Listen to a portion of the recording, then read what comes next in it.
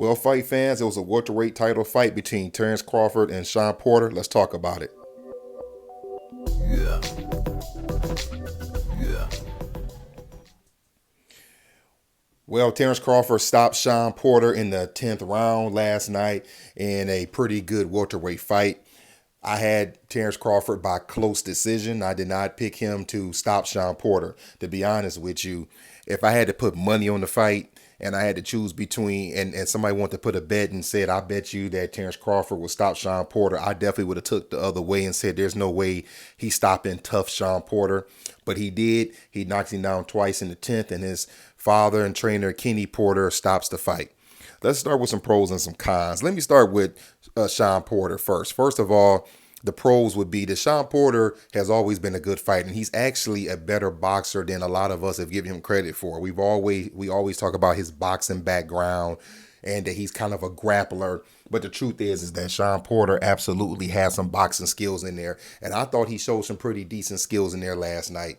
I like the fact that he was trying to close the distance. He was coming in with the jab, and when he was getting close, he was doing what he does, which is throwing hard overhand rights. Some of them hit, some of them didn't. He did some decent body work. One of the things he was doing that I liked is he did catch Terence Crawford a couple of times with that left uppercut as he was coming in and Crawford was coming in. He was throwing that quick left uppercut. I wish he would have did that quite a bit more.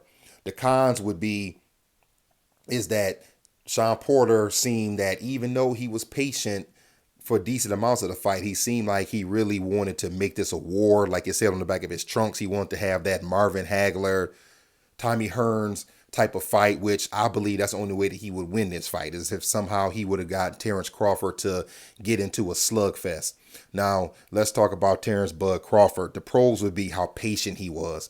He started out in his conventional style, then he switched to a southpaw style, but he was very patient. You could tell that Terence Crawford was very prepared. He knew what was coming at him. He knew that at some point Shawn Porter would be trying to charge him and rough him up. He knew that Shawn Porter's only chance really to beat him was to make it a war, and Terence Crawford was not going to make it a war. He was very patient in there. He was picking his shots. He did a good job going up and down.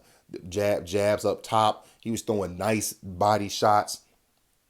He was timing his punches. He's throwing combinations. He was throwing something. He was doing what I like to call a change up. Sometimes he would come with a 1-2 fast. Sometimes he would come at medium speeds to really throw Shawn Porter's timing off. As far as the cons for Terence Crawford, I would say nothing. I didn't see anything he did in there that's really worthy of criticizing. I think that his game plan worked to perfection. I think he knew going in what he was going in against, and he followed his instructions that he went through in training to get him through the fight. I thought that it was a pretty decent fight.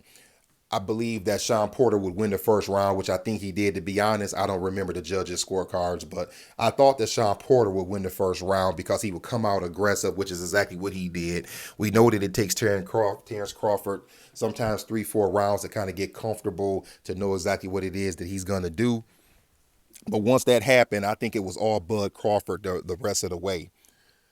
The best round to me might have been, I want to say maybe it was the 7th round where they had some good exchanges in there.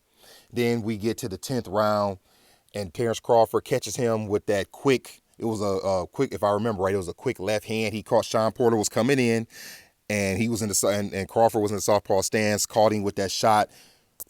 Shawn Porter went down, and I could tell right then that he was hurt, but I still didn't think he was going to get knocked out. The beautiful thing about what Bud Crawford did after that was, even though he knew that Shawn Porter was hurt, he did not lunge in. He didn't go for the kill, so to speak. He still took his time, placed his shots, knocked him down again, and then Ken Porter stopped the fight, and that was it.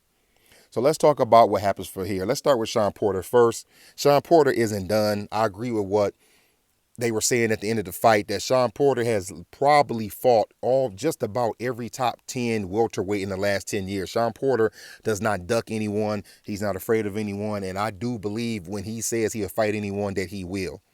As for Kenny Porter stopping the fight, I do like the fact that Kenny Porter stopped the fight.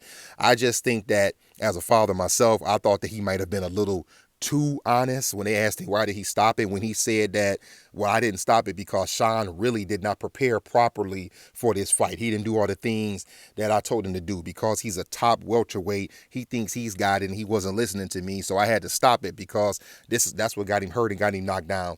I don't know if I really care that much for that. I appreciate Ken being honest, and I know he loves his son, but I think that's something that maybe they should have talked about when they got back to the locker room or when they have breakfast this morning, as he said after the fight.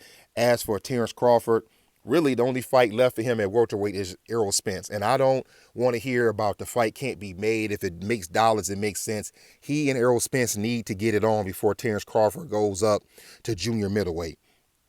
Right now, it's the best fight that can be made at the division. Let's see it. Let Bob Arum and let the side get in there and let the sides come together and let's just get that fight. But fight fans, what did you think about the fight? Did you pick Bud Crawford to win? Hey, did any of you pick Shawn Porter to win?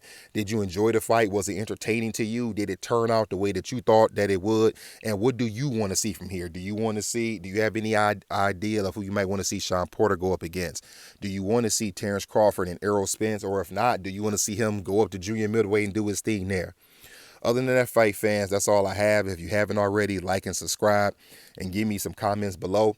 Other than that, that's all I got. Holla at y'all later.